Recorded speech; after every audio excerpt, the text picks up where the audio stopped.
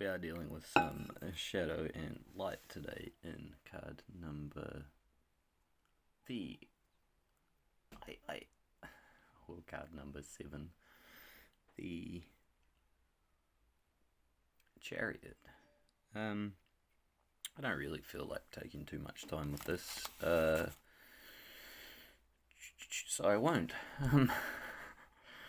So yesterday's card was the Lovers, so that was coming into union, partnerships, balances of dualities, etc.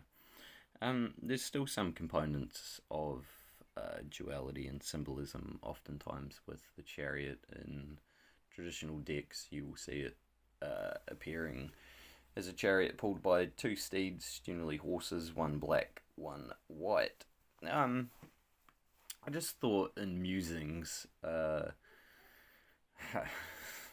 it's a really strange place to move slightly away from rigidnesses of definition of good or bad. And I'm not. I mean, there's some philosophies that would go down the path there is no such thing, or it can lead to weird things. So to kind of clarify, I'm not. I don't even know the terms. I don't live life without morals at all.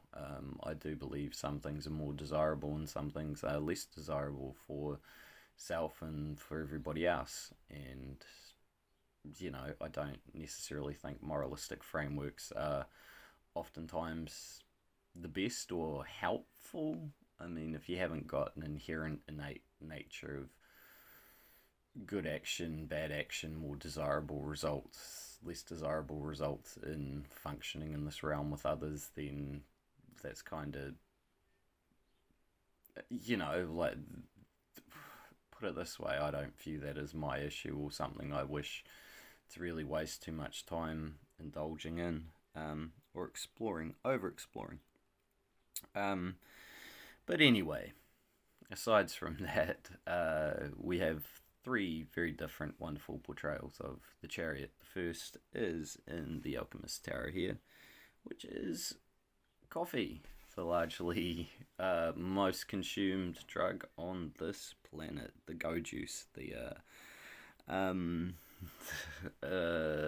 yeah, it's a perfect way to alchemize or start one's day and give one energy, clarity, focus to accomplish the tasks, which is what the Chariot really oftentimes is about in the French translation of theme to do with the triumphs and the Marseille deck. It originally, the card translates as living matter. So in the Chariot, it's definitely a card about figuring out how to progress oneself through the world. Living matter, propulsion. What are the energy currents, or what is the force? And kind of beyond the force, what is the manipulation of the vehicle, whether it be self, whether it be the tools we employ, to guide us on a trajectory towards the things we want. And this is very much the Chariot kind of aspects you will see in the Shadowscapes. Shadow it there.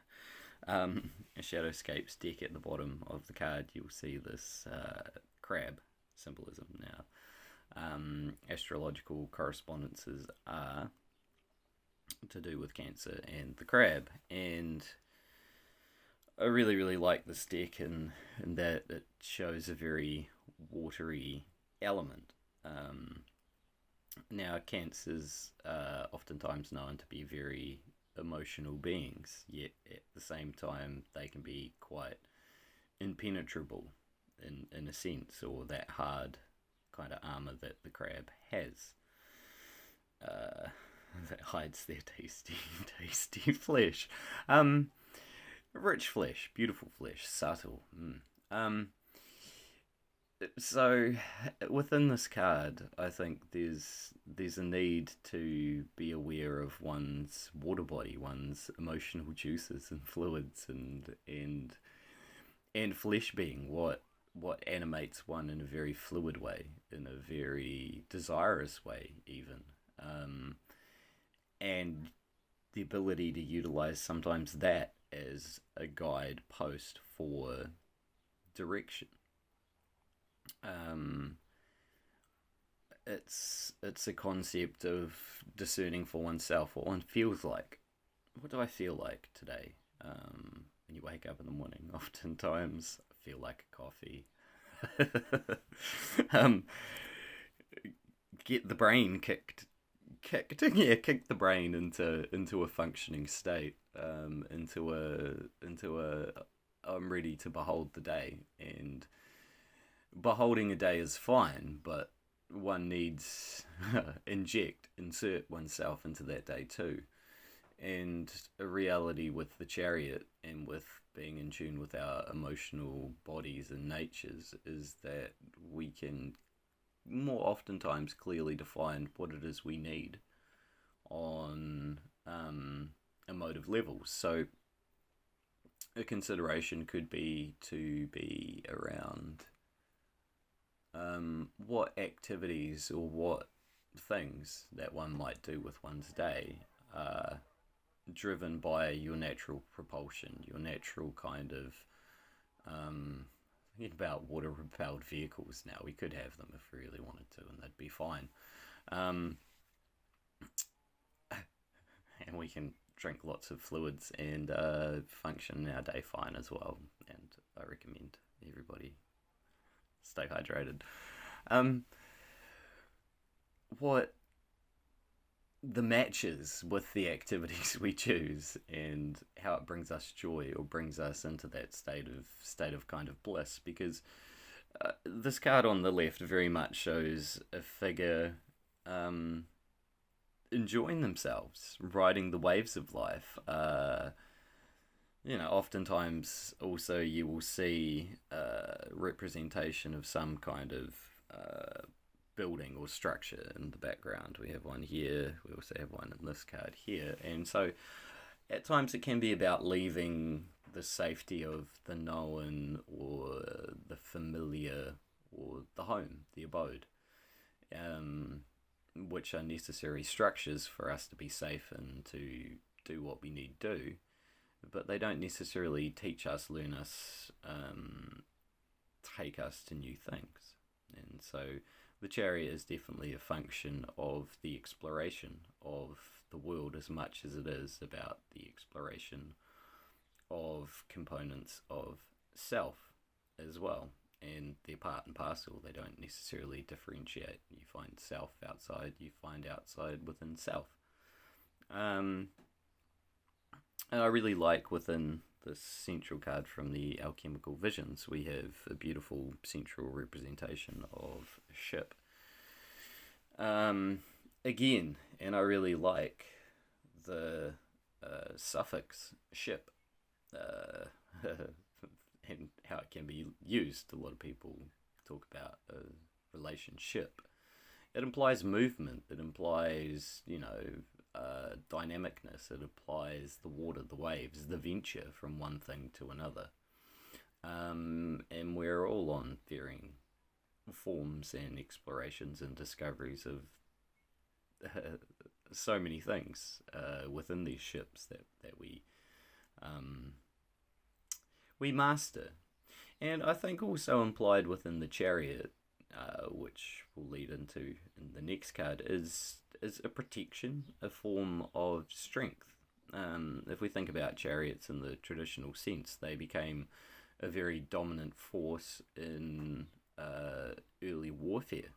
The harnessing of primal energy is as beast-like within the horse and giving them reins to propel us. Watch that fantastic film. What was it called? Ben-Hur. Yeah.